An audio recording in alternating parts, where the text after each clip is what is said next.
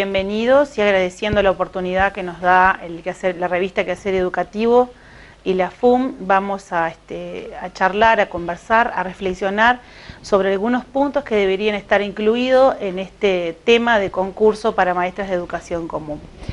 El tema que hoy nos convoca tiene el siguiente nombre: elabore una secuencia de contenidos inserta en el proyecto de primer ciclo para la enseñanza de la lectura. Explicite posibles actividades y uso de recursos disponibles.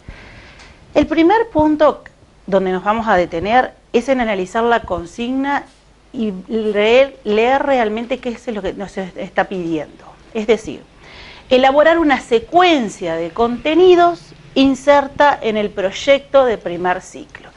Y ahí me voy a detener, porque cuando el tema nos pide secuencia de contenidos, ineludiblemente tenemos que partir de la documentación oficial o de los documentos que los docentes y maestros de la educación pública contamos para saber, o mejor dicho, que tenemos que saber estos contenidos para convertirlos en objetos de estudio, en objeto de enseñanza.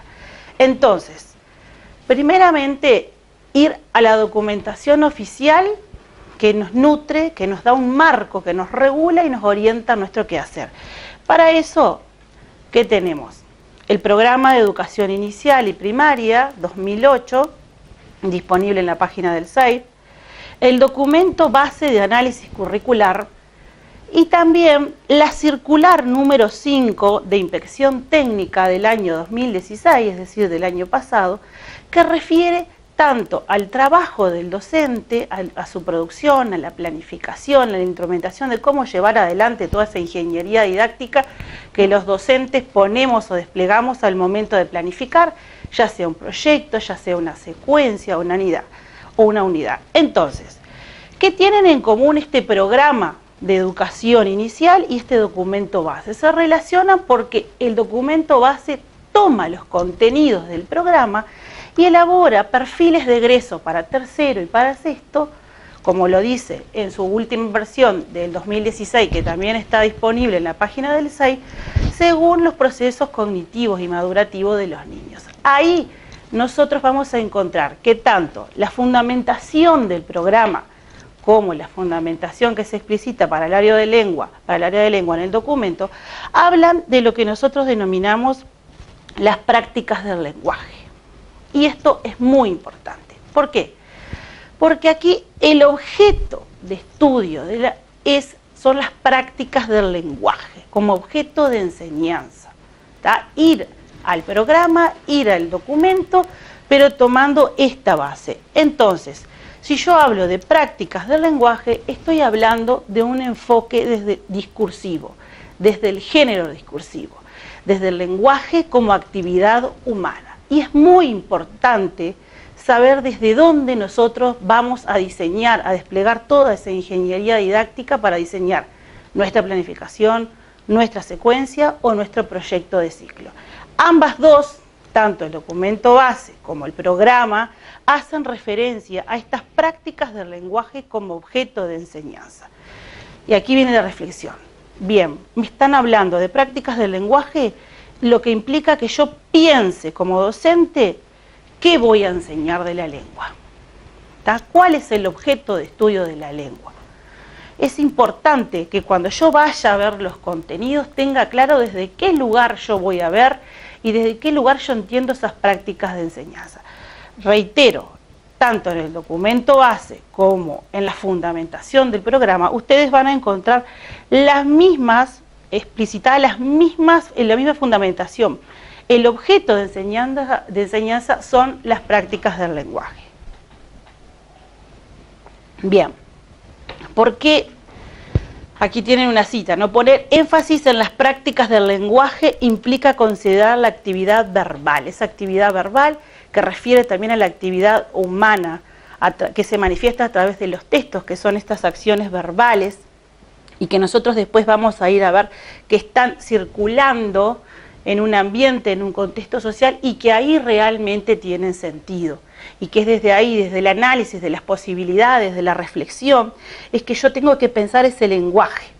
Es el lenguaje para construir, para reflexionar, para provocar determinados sentidos, para descubrir realmente las intenciones y qué quieren lograr, por ejemplo, cuando un lector o un escritor se va a comunicar con otra persona a través de los textos.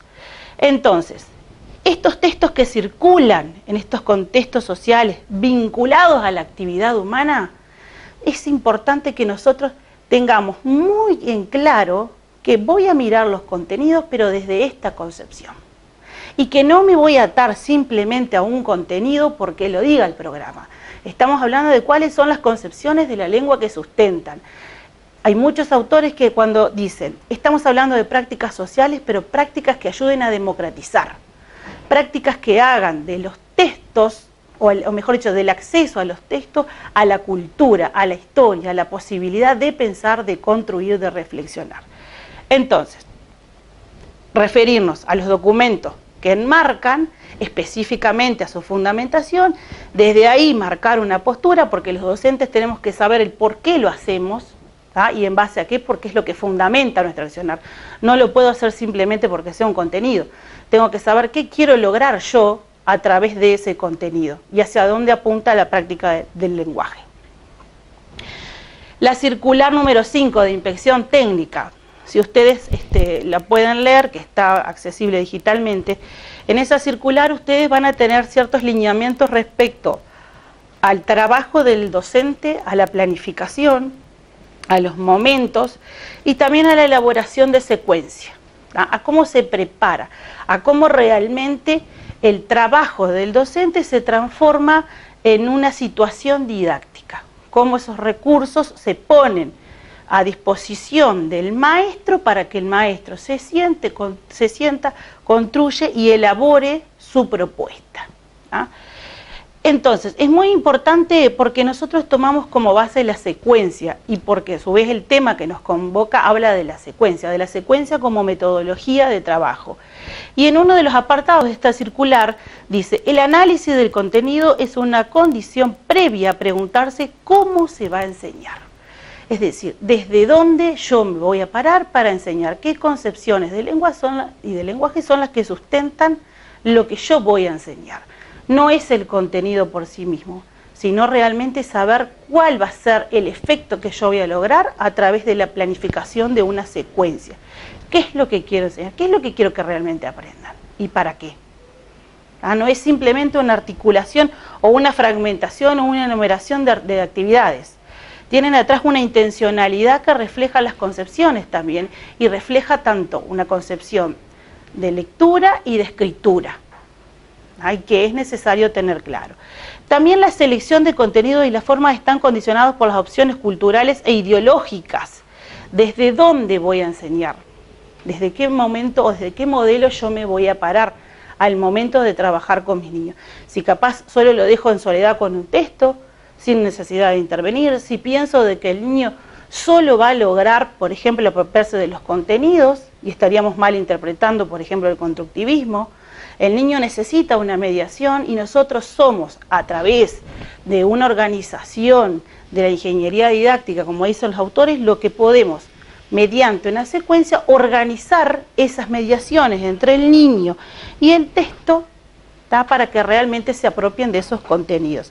Las prácticas del lenguaje nos llevan a nosotros a la actividad humana, al lenguaje como actividad humana. No es solo el leer y el escribir dentro de la escuela, es el leer y el escribir intencionalmente para usarlo en otras situaciones, para que el niño se apropie de los recursos y los haga conscientemente, y lo haga conscientemente usándolo en otros ámbitos, en otros contextos. Pero para eso necesitan la mediación de los docentes, se necesita ese espacio de planificación, de organización, y que está cotejado, como lo dice en esta circular, dentro de la tarea de los docentes.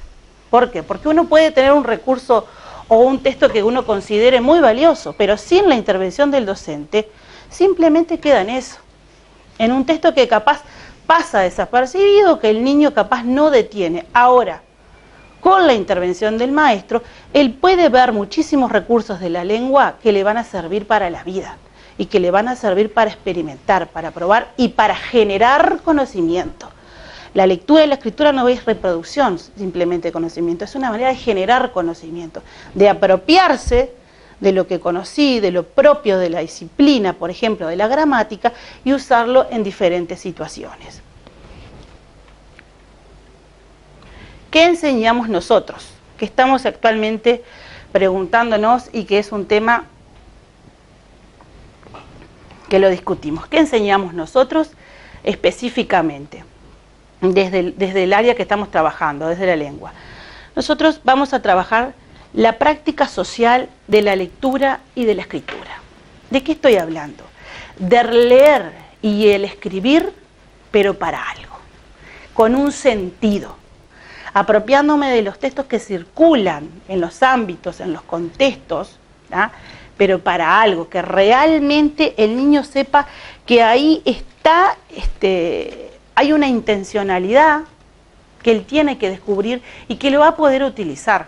Si no va a ser en realidad no va a terminar siendo aprendizaje, ¿tá? Va a ser simplemente una mera repetición y no va a haber una verdadera apropiación, una verdadera construcción. Es importante que nosotros tengamos claro que las prácticas sociales de la lectura y de la escritura son fundamentales, porque hablan del entorno, hablan del lenguaje como actividad humana, del niño que puede ver esos productos empíricos, culturales, que son los textos, y puede con ellos interactuar. ¿Tá? Estamos hablando de para lo que sirve leer y para lo que sirve escribir. ¿Para qué quiero leer? ¿Para qué quiero escribir? Entonces, cuando yo estoy parada de este enfoque, seguramente el concepto de significatividad va a ser otro, porque voy a tratar de que realmente la propuesta sea significativa y que realmente lo lleve al niño, ¿tá?, a apropiarse de lo que estoy hablando, de lo que estoy diciendo o de lo que están aprendiendo. Tener en cuenta esos textos, ¿en qué ámbitos son los que circulan? ¿En qué contextos? ¿Dónde están dados? Bueno, entonces, ¿cómo genero en el niño la necesidad de escribir, la necesidad de leer? Estoy hablando de prácticas sociales. Ya no estoy aislando simplemente la lectura o la escritura a un recinto, a la escuela, a un manual. Estoy hablando de prácticas de lectura y de escrituras que habilitan al niño a la entrada de la cultura y a su vez a apropiarse y sentirse también en sus derechos de ciudadanos de aprender a leer y a escribir desde una manera universal, ¿tá?, como ciudadanos que son. ¿Qué es lo que nosotros también enseñamos? Enseñamos el sistema de escritura. Y aquí me parece un punto importante para hacer la diferenciación, ¿no?, entre el sistema de escritura y el lenguaje escrito.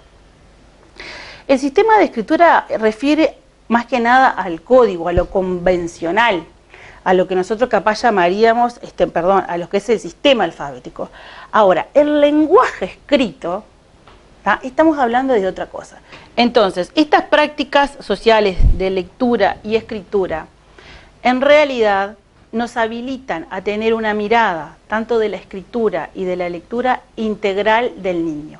Y cuando hablo del niño, no digo solo del niño que está apropiado ya del sistema, que conoce cómo el sistema funciona, con las reglas ortográficas, con determinadas pautas, sino que me permite a mí darle el derecho a los niños que aún no se han apropiado de ese sistema, de trabajar en el lenguaje escrito, en aquello que se escribe, que nosotros sabemos que tiene una forma de registro en la escritura y que capaz no es la convencional la que ellos están apuntando, que están en proceso de adquirir ese sistema.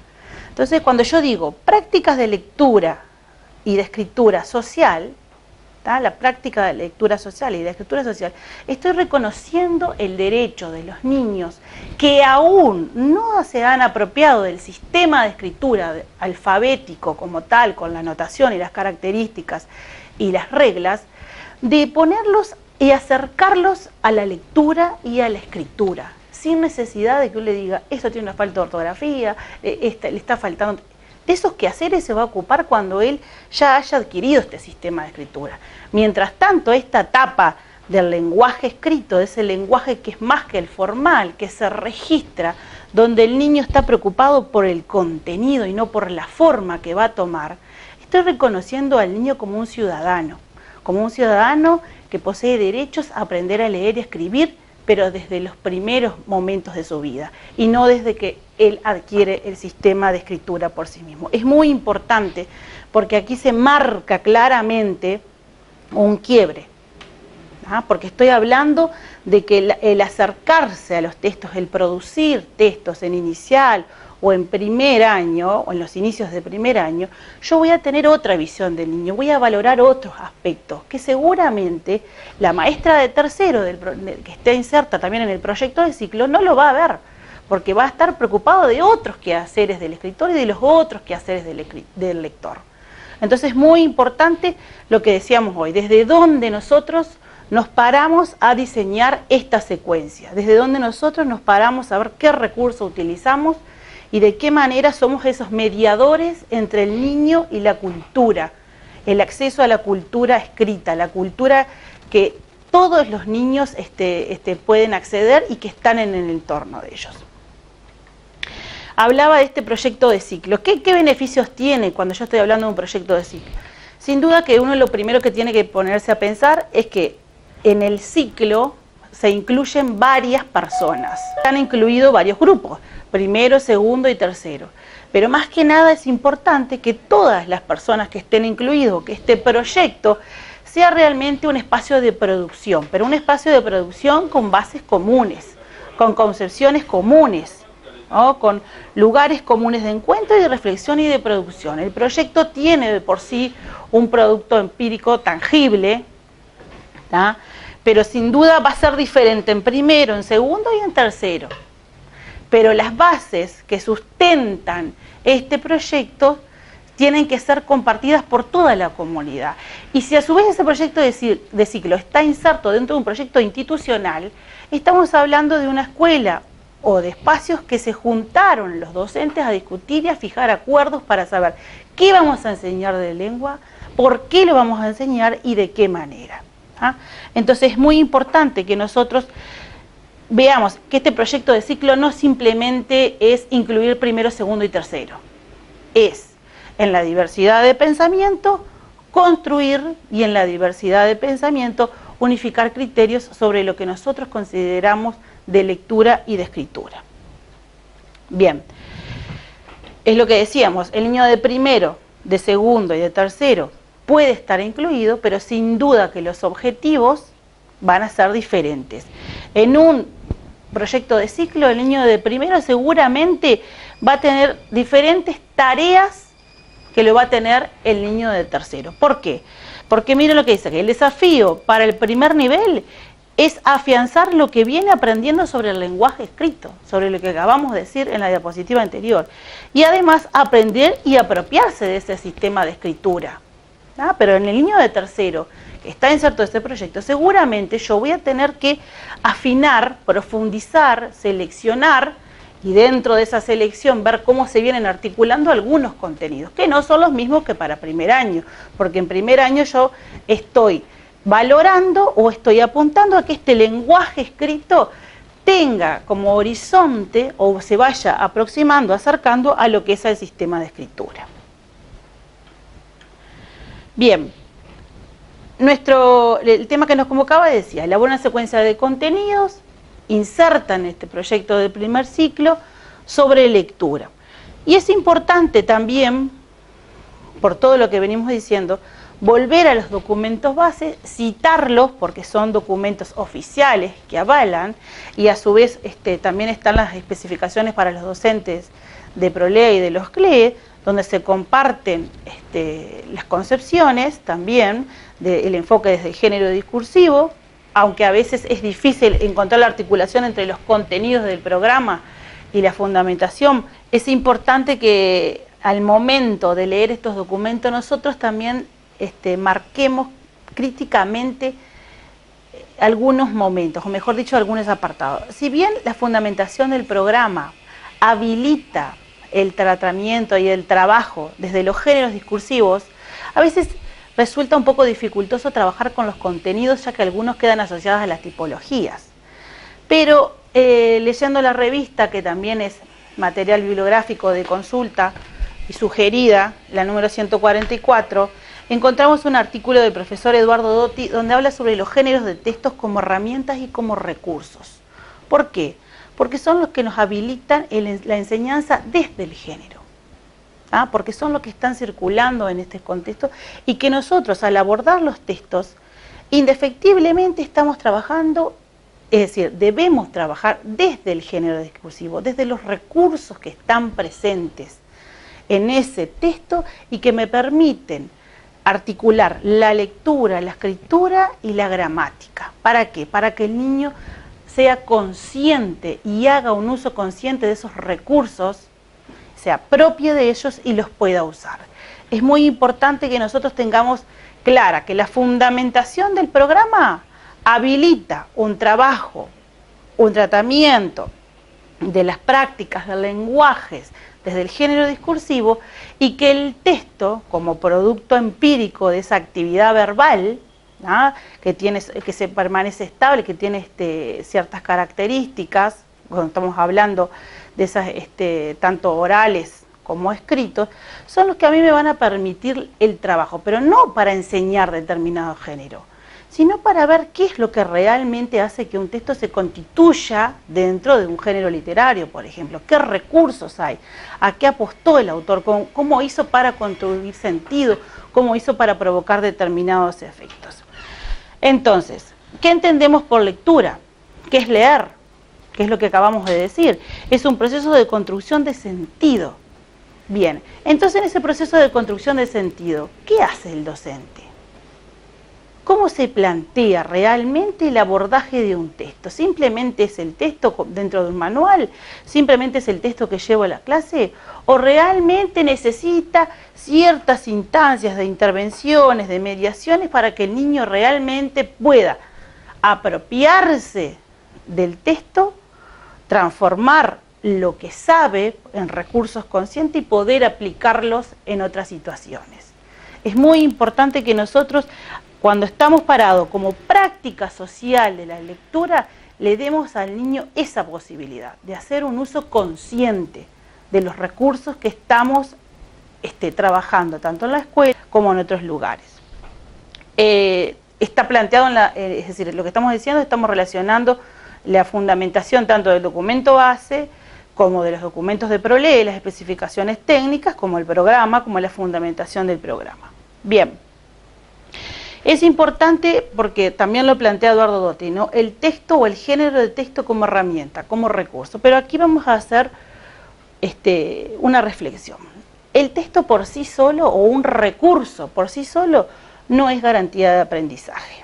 Para que se transforme en un recurso didáctico tiene que tener la mediación de un docente. En las instancias anteriores decíamos, ¿por qué es importante que este docente intervenga en el texto? Porque este texto necesita de un docente, o este recurso para que realmente se transforme en algo que medie los aprendizajes y las enseñanzas y el aprendizaje, necesita la intervención del docente. Los cuadernos de lectura y de escritura por sí solos no van a garantizar aprendizaje. El uso de la biblioteca Ceibal no van a garantizar aprendizaje. Esto lo hemos discutido también todos los maestros cuando aparecieron las ceibalitas. No son garantías de aprendizaje si no hay una intervención docente. La mediación docente tiene que estar para que este recurso realmente sea un recurso didáctico. ¿Y de qué? ¿A qué vuelvo a referirme? ¿Desde qué concepciones estamos parados? ¿Desde qué abordaje yo voy a hacer ese texto? ¿Qué uso yo voy a tener? Yo puedo tener en mi clase a disposición, como lo tenemos todos los maestros, los CLE. Pero si realmente yo no me senté a leer tanto las especificaciones o los mismos textos, es muy difícil de que el niño también tome el gusto o se acerque a la lectura y a las propuestas que tiene presente. Esto es lo que estamos más que nada enfatizando. La secuencia didáctica necesita, como bien lo dice la intervención, de los especialistas en la didáctica, que somos nosotros, los docentes. Entonces es muy importante que estos recursos que nosotros llevamos tengan una intencionalidad y una planificación previa. Es lo que veníamos diciendo. En las especificaciones para los docentes disponibles tanto de primero, segundo, tercero y las de cuarto, quinto y sexto, hablan de la necesidad de que están diseñadas para complementar el conjunto de estrategias y recursos que los maestros despliegan en diversas, sucesivas y frecuentes situaciones de enseñanza del lenguaje escrito. ¿Y qué marca aquí? Que es muy importante. Cuando yo hablo del lenguaje escrito, estoy hablando no solo de los niños, como les dijimos, que ya tienen el sistema de escritura apropiado. Estoy hablando de trabajar la lectura y la escritura desde inicial, desde 3, 4 y 5. Pero aquí, como bien lo explicitan las especificaciones, necesitan, son estrategias, actividades que despliega el docente. De por sí solo el recurso no lo va a hacer, necesita de la intervención. En este caso, como ustedes vieron en el tema inicial, dice, elabora una secuencia de contenidos, ¿no? Inserta en el programa de primer ciclo. Entonces, lo que yo hice aquí fue un recorrido y a su vez, en simultáneo, en este cuadro, puse contenidos que seleccioné del programa, ¿tá? Para primero, para segundo y para tercero, y los contenidos que se priorizaron en los CLE de primero, de segundo y de tercero. ¿Tá? ¿Por qué? Porque uno dice, ¿van en paralelo o no? Se articulan y se complementan. ¿Tá? Y a su vez de articularse y complementarse, le dan al niño, o mejor dicho, el docente le puede dar al niño una visión integral, que es lo que me habilita el trabajo de ciclo. ¿No? Entonces, por ejemplo, en primero, lectura expresiva de textos literarios, es el contenido. En segundo año, lectura expresiva, los signos de interrogación y exclamación. Y en tercer año, lectura expresiva de leyendas y fábulas, la coda o moraleja. Vamos a los contenidos que tienen los CLE ahora. Para primero, y en el caso de Castillo Encantado del texto, dice, lectura de literatura, el cuento de hadas, de tradición oral. Para segundo, lectura de literatura, el cuento de animales, de tradición oral. Y para tercero, lectura de literatura, el cuento popular, cuentos de pícaros. En realidad acá vemos que el recurso que está presente a través de la lectura es el género de texto, ¿no? En diferentes manifestaciones, pero estamos hablando de textos que comparten ciertos patrones estables, ¿no? Como lo son, por ejemplo, recoger la tradición, el folclore, tradicional que se recogió de la oralidad a la escritura.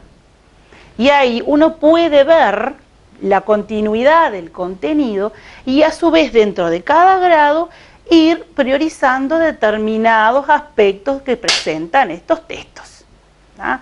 Entonces es importante que nosotros podamos validar de que los contenidos que están secuenciados en el programa y que fueron de cierta manera ampliados o profundizados en los CLE, también se puede ver esa secuenciación, pero que cada uno de ellos me va a permitir, me va a habilitar la intervención para ver diferentes recursos que hay en cada uno de los textos, ya sea analizando lo estilístico, lo enunciativo, lo cultural o lo lingüístico. No es una secuencia, digamos, es una secuencia para que nosotros reflexionemos, porque esta instancia invita a eso, no es algo cerrado, a reflexionar, a pensar cómo se fue desarrollando esta secuencia de contenido, cómo se puede desarrollar y con qué otros se pueden articular. Pero invito a que las compañeras puedan acceder, que están en forma digital también, a las especificaciones para los docentes de los CLE, donde están estos contenidos que yo les acabo de mostrar. Bien. La última parte, o mejor dicho, dentro de la consigna, hablaba de la posibilidad de explicitar actividades, posibles actividades que yo voy a hacer con esos determinados recursos. Entonces, una de las propuestas que nosotros trajimos para compartir y para reflexionar es ver los autores que hay presentes dentro de los CLE en sus diferentes obras y analizar, ¿tá?, juntos con ellos, a través de la lectura, ¿qué tienen de riqueza esos textos para llevarlos al aula? En este caso, yo seleccioné los textos de los hermanos Grimm, ¿tá? Y el recorrido que presentan, por ejemplo, en el CLE de primero con Castillo Encantado, en el CLE de segundo con El Lobo y los 7 Cabritos, y en la Biblioteca Ceibal para tercero, El Flautista de Amélie. Recursos diferentes: lectura en soporte digital, lectura a través de los cuadernos de lectura y de escritura, pero donde nosotros vamos a trabajar recorriendo la obra de los dos hermanos, de los hermanos Grimm, ¿tá? Que seguramente todos conocemos, y que una vez que nosotros entremos a armar el universo cultural e histórico que rodeaban a estos autores, van a aparecer otros textos que son familiares a los niños y que nos van a permitir también la construcción del sentido de esa lectura de manera más fácil. Entonces, ¿qué es lo que vamos a hacer nosotros? En vista de los contenidos que seleccionamos, de la lectura de literatura, de los cuentos tradicionales, de las tradiciones orales, de la presencia de animales y de seres o de hadas, vamos a ver desde lo estilístico, desde lo lingüístico, de lo enunciativo y cultural, cómo el niño va construyendo el sentido de estos textos. Una posible entrada, o mejor dicho, una forma de iniciar esta secuencia es trabajar con un prólogo o con el prólogo de una de las obras. En este caso yo seleccioné un prólogo de Mempo Giardinelli, ¿tá? Donde habla de los hermanos Grimm, y especialmente puse en negrita algunas de las expresiones que encontramos aquí. Bibliotecarios y estudiosos del folclore escribieron también un diccionario y algunos estudios sobre la lengua alemana. Es decir, antes de ir a la lectura de las obras, darle al niño la posibilidad de que reconstruya ese universo, ¿tá? Que reconstruya el contexto donde los autores hicieron estos cuentos, donde se fue la producción de estos cuentos. ¿Por qué? Porque mira lo que yo voy a recoger en esta lectura, y lo pienso también en el contenido que habíamos dicho anteriormente, ¿no? Lectura, el cuento de hadas de tradición oral.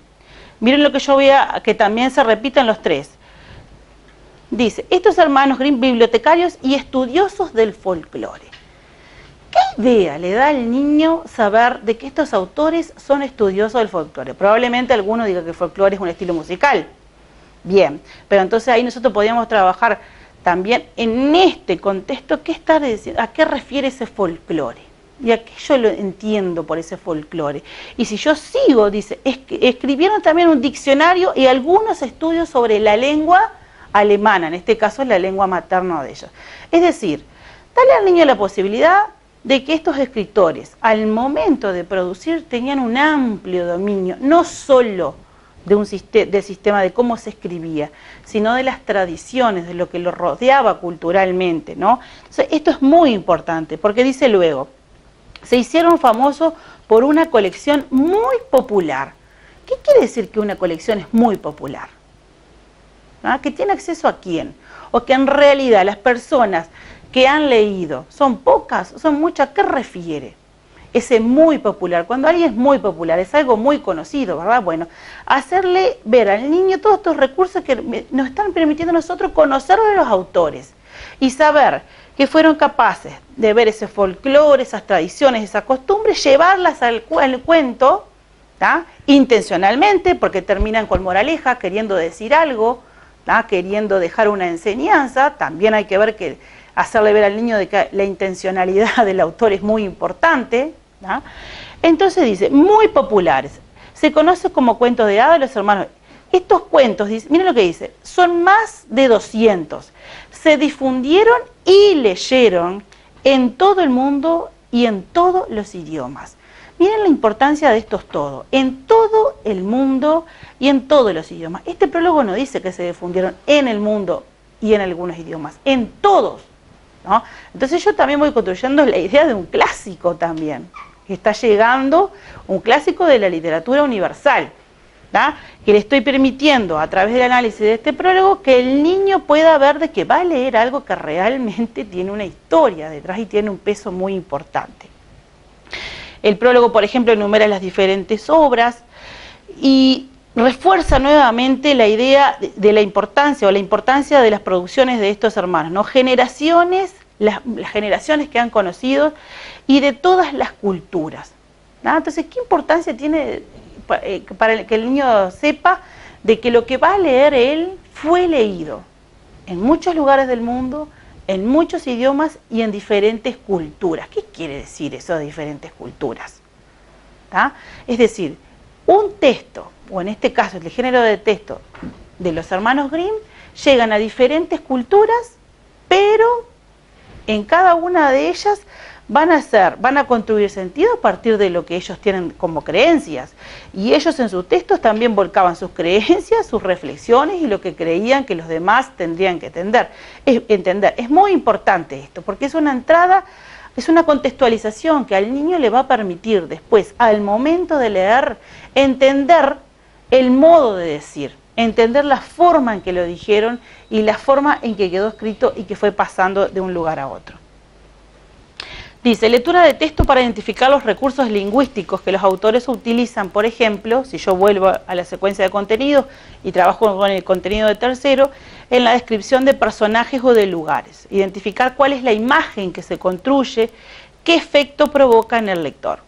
Y aquí otra entrada muy importante, o mejor dicho, una salvedad que tenemos que hacer. Cuando los textos tienen versiones adaptadas y cuando los textos son originales. Es importante que el niño sepa que cuando está enfrente a una versión que fue adaptada, hubo otra persona, ¿tá?, que intervino en ese texto por determinadas intenciones, que introdujo determinados cambios para que el lector seguramente vea otra forma de decir e interprete otra cosa, construya el sentido de otra manera. Entonces es importante porque el niño tiene que tener, mejor dicho, no, tiene el derecho a acceder a estas versiones originales, ¿no? Porque nosotros no podemos decir, esto lo puede leer y esto no lo puede leer, ¿no? Nosotros somos los mediadores y en esa mediación vamos a ir viendo qué es lo que el niño puede tomar como herramienta para construir el sentido de esa lectura, pero no decir esto sí y esto no. Entonces es importante que al momento de leer, nosotros, digamos que estas versiones que se están manejando son versiones adaptadas, que hubo otras personas, otros escritores que intervinieron seguramente para lograr determinados efectos, o en algunos casos a través del léxico interviniendo en algunos términos para ser más accesible, o para construir más empatía al momento de leer, o lectores más contemporáneos o lectores más clásicos. Entonces, ¿quiénes son los destinatarios de los textos? En este caso de los CLE, que los destinatarios son los niños. El niño tiene que saber que existe un texto original, pero que hubo una intervención y una adaptación porque el texto iba destinado a niños, ¿tá?, que estaban en una etapa de aprendizaje, y a su vez niños de la escuela pública, ¿tá?, que en realidad ahí tenemos que ver la intencionalidad también. Son lectores dentro del sistema público de un país que tienen todos acceso a las mismas versiones adaptadas, y esto es muy importante decirlo. Si nosotros vamos a explicitar las actividades de los que estuvimos hablando, de ver cómo se van a manejar esos recursos o cómo reconocer esos recursos, yo lo que hice fue seleccionar un fragmento, por ejemplo, del texto de Castillo Encantado de los hermanos Grimm, que está en el CLEP de primero, un fragmento, no una adaptación, un fragmento del cuento El lobo y los 7 cabritos, que está en el CLE de segundo, y un fragmento también de la Biblioteca Ceibal, que saqué el cuento El flautista de Amelín, para trabajar. Y ver cómo el niño va construyendo sentido, cómo el niño puede, a través de la lectura, identificar los modos de decir, la forma en que se dijo, quién lo dijo y qué fue lo que provocó en el que estaba leyendo. Y esto es muy importante. Miren lo que dice, por ejemplo, específicamente en el fragmento de Cuento Encantado. Justo cuando caía el sol, llegaron a un palacio. Recorrieron los jardines y no vieron a nadie. Entraron a las caballerizas y descubrieron que estaban repletas de caballos, pero todos se habían vuelto piedras.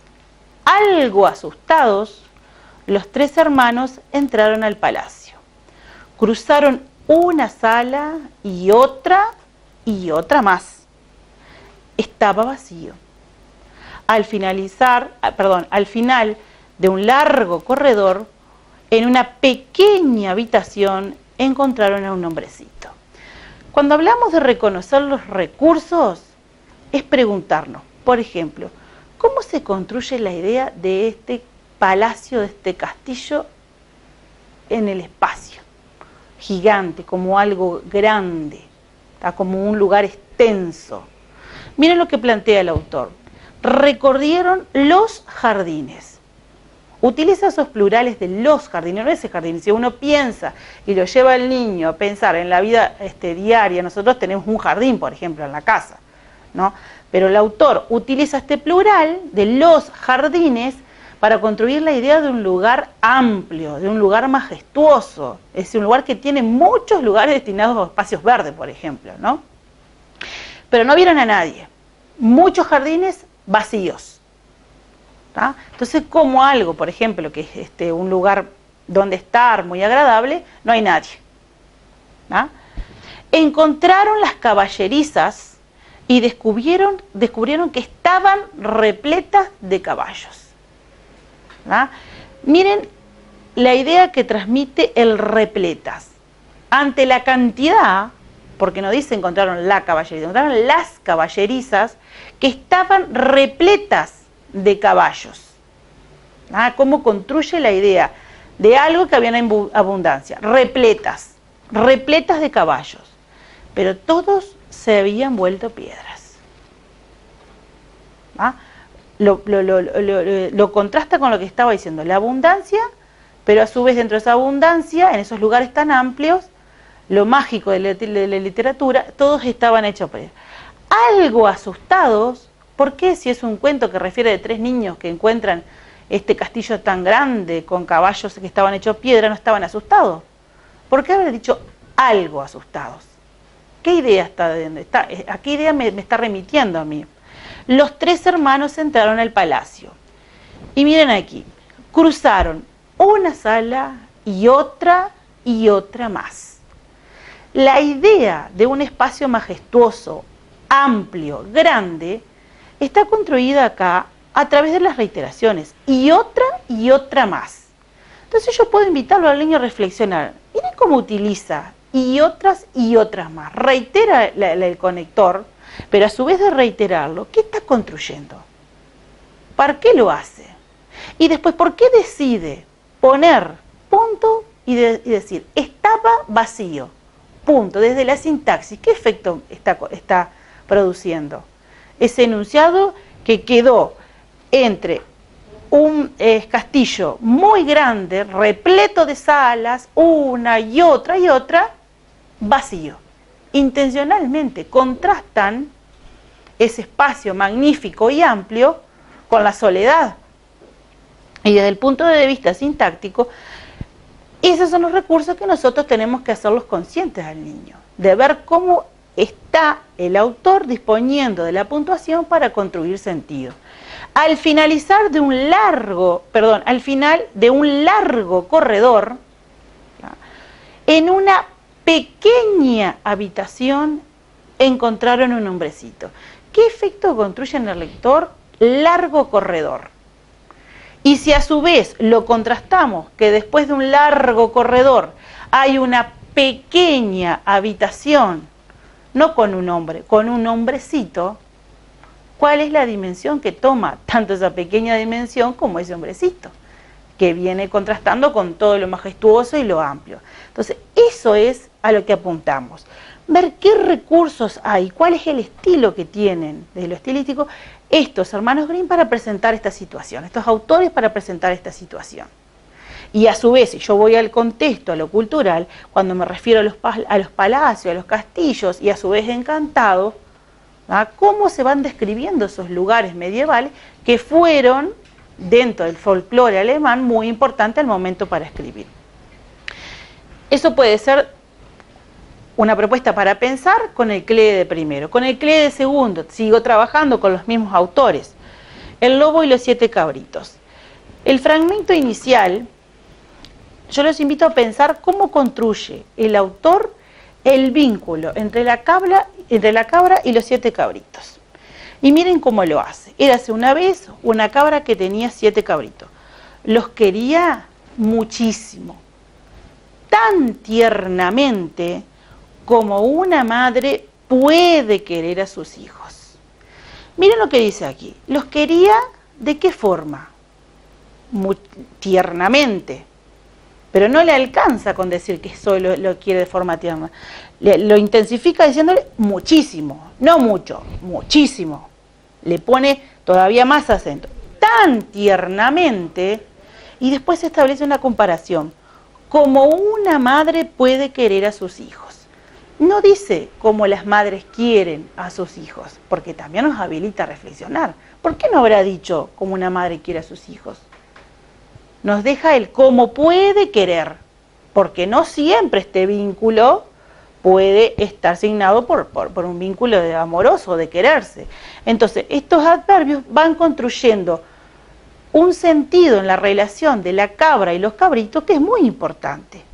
Y no solo para describir el momento o la situación inicial, no, para describir y que el lector se vaya haciendo una idea de que ese vínculo de esa madre que quiere mucho y se preocupa, después se va a ver afectado, ¿por qué? Por la presencia de un lobo. ¿Tá? Entonces, ¿qué hace luego? Introduce un diálogo. Hijos míos, sigue reforzando ese vínculo. Les dijo, me voy al bosque, mucho ojo con el lobo. Entonces, ir a la lectura y preguntarle al niño, mucho ojo, ¿qué sentido tiene cuando a mí me dicen mucho ojo? ¿Qué construye en mí? ¿Yo qué siento? De que tengo que estar alerta porque puede ser una situación de peligro. ¿Tá? Entonces dice, pero en realidad es una expresión contemporánea, no es una expresión propia del folclore alemán, sino que aquí también yo puedo intervenir en la parte de la adaptación. Esta adaptación surge para que el lector sienta empatía o para que el lector construya otras cosas, construya la idea de peligro, la idea de cuidado. Mucho ojo con el lobo. Si entra a la casa, los devorará sin dejar ni un pelo. Entonces, esa idea de peligro, ¿con qué se ve reflejada? Con la otra expresión, sin dejar un pelo. No es que van a quedar lastimados, los puede lastimar, los puede asustar, no. Directamente los devorará, los va a comer. Entonces, todo lo que venía desarrollando del vínculo, del querer de la cabrita con sus hijitos, de la cabra con sus hijitos, después se contrapone con la advertencia que le hace sobre el lobo. Entonces dice, pero lo van a reconocer enseguida por su voz ronca y sus negras patas. Y aquí yo puedo jugar con los niños para ver cómo define la voz del lobo y por qué lo dice, por qué utiliza para definir la voz del lobo como ronca y por qué van a ser importantes esas negras patas, porque seguramente que después, cuando ellos terminen de leer, van a ver todo lo que la artillería, digamos, que hizo el lobo para engañar a los cabritos, ¿no? Pero bueno, esa voz ronca, ¿tiene el mismo efecto que decir ronca voz? ¿Ah? Experimentar. Si yo antepongo, pues pongo una determinada palabra, ¿qué efecto yo voy a producir? Entonces, yo después puedo ver, por ejemplo, cuando en los otros diálogos que se presentan entre el lobo y los cabritos, como el lobo apela también a ese vínculo, llamándolo hijitos, abran hijitos, dice el texto, bueno, pero porque en realidad sabe de que fue muy importante el vínculo que la cabra tenía con los cabritos al momento de advertirle sobre el lobo. Bien, siguiendo con el recorrido de los hermanos Grimm, podemos ir a la Biblioteca Ceibal como otro recurso y encontrar el cuento de Flautista de Hamelin. En este caso yo traje este fragmento, que también es una adaptación de Robert Browning, y específicamente tiene una riqueza muy importante, pero necesita, como siempre, como lo acabamos de decir, que el docente lea, se forme para realmente darle un tratamiento que merece este género de texto. Dice, el pueblito de Hamelin está en Brooklyn, cerca de la famosa ciudad de Hanover, y el profundo y anchurroso Weser baña su flanco sur. Jamás se vio un lugar tan placentero, pero para la época en que comienza nuestra historia, hace casi 5 siglos, los pobladores soportaban una terrible peste. Miren este fragmento inicial, que en realidad nos invita o prácticamente impone una contextualización de lo histórico y de lo cultural. ¿Por qué? Porque remite al pueblo, remite a las localidades, las nombra, y seguramente el niño quiere ubicarlo, y seguramente el niño quiere conocer, y nosotros ahí tenemos que habilitarle esas posibilidades, porque seguramente la apropiación, la construcción de sentido que va a tener va a ser diferente.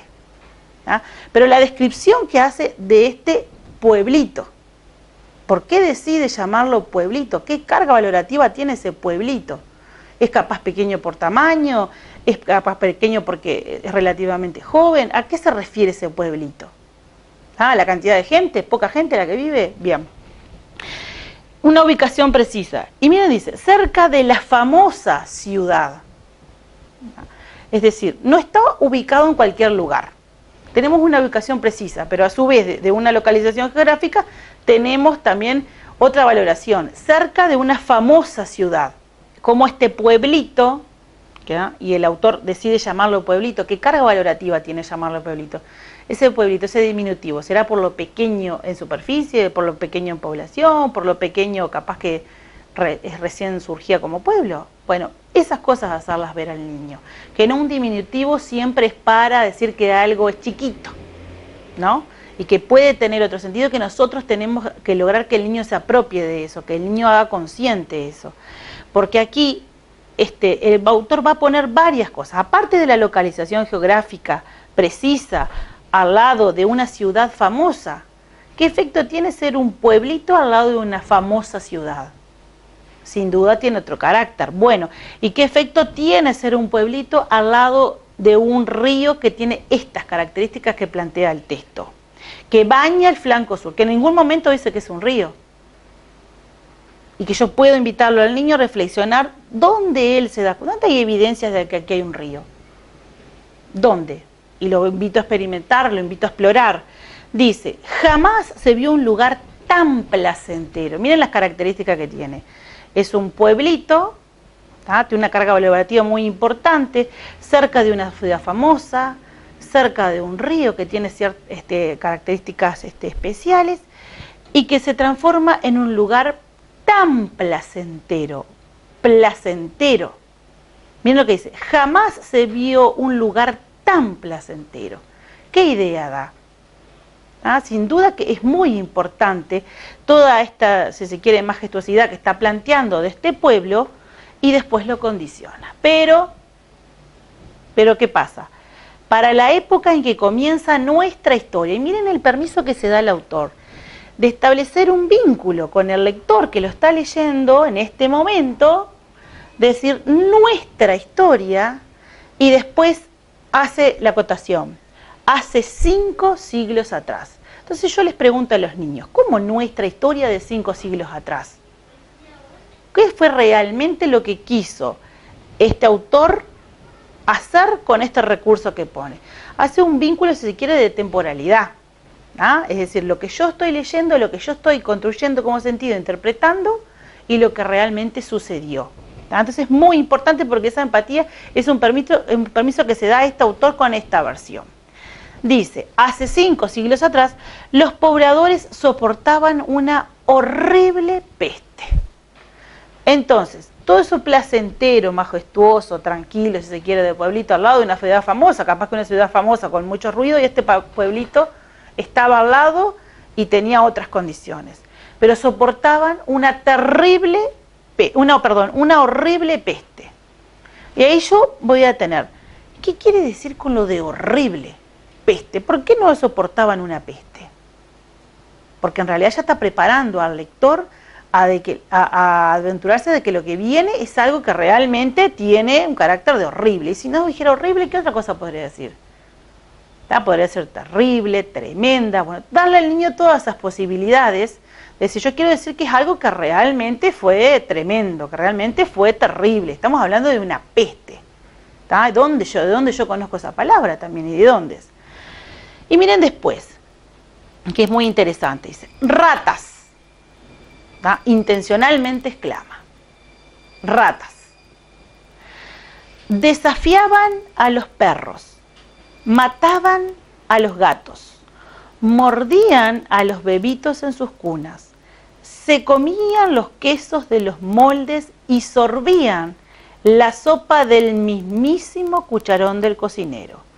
Abrían los toneles de sardinas en salmuera, anidaban en los sombreros de paseo de los hombres y hasta estropeaban las charlas de las mujeres, ahogando las voces con chillidos estridentes que cubrían una gama de 50 sostenidos y bemoles.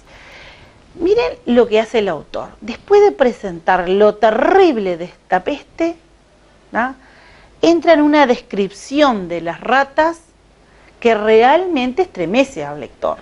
Porque miren en la categoría que le ponen, una rata desafiando, y lo hace a través de estos pretéritos, ¿no? Desafiaban a los perros, es decir, con una rata que con un perro se enfrentaba. Ahora, miren lo que dice, mataban a los gatos. Entonces, ¿cómo va utilizando esos recursos? A través de estos pretéritos que nos van dando idea de acciones que se van desarrollando y que a su vez construyen lo terrible de esta peste. Construyen lo realmente, lo tremendo, lo horroroso que estaban viviendo en ese momento. Y miren los recursos que dice, mordían a los bebitos en sus cunas. ¿Por qué decide poner, por ejemplo, en sus cunas? Porque no le alcanzó con decir solo mordían a los bebitos, sino que a su vez los pone a través de ubicarlos en un lugar, en una situación más indefensa todavía. Entonces el lector comienza a generar, comienza a construir una idea de que realmente es una peste horrible, de que es algo realmente tremendo. Y se anima a jugar con muchas cosas, no solo con los alimentos. Miren esto, anidaban en los sombreros de paseo de los hombres. Es decir, algo tan sensible como es un sombrero que tiene una ubicación precisa y que realmente sentimos lo que nos puede estar pasando si alguien nos toca la cabeza. Miren lo que dice, anidaban, es decir, formaban esos nidos en los paseos, en los sombreros de paseo de los hombres. Estropeaban las charlas de las mujeres. ¿Pero de qué manera? Uno piensa, bueno, veían un ratón, gritaban, se asustaban, no.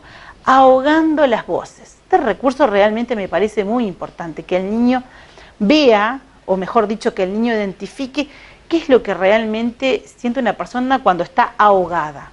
Cuando está ahogada, tiene su voz ahogada. ¿Tá? Realmente, no es que estaban charlando y podían gritar, se sentían ahogadas, no podían liberar lo que sentían a través del miedo. Entonces, todas estas imágenes que va construyendo para expandir esta idea de peste horrible, son recursos que el niño puede identificar a través de la mediación del docente, porque este texto necesita de la mediación del docente y construye el sentido de la lectura. Pero con un para qué, para identificar los modos en que lo dice, para ver cómo lo organizó, para después hacerse consciente de esos recursos y poder utilizarlos en otras situaciones. La idea era compartir, para no hacer más extenso, algunas reflexiones que pueden estar incluidas dentro de este tema de concurso. Los invitamos a profundizar en la lectura de los documentos oficiales, de las especificaciones técnicas, de los artículos del quehacer educativo. El quehacer educativo en el número 144 tiene una edición especial de lengua y literatura, que pienso que es un soporte fundamental para trabajar.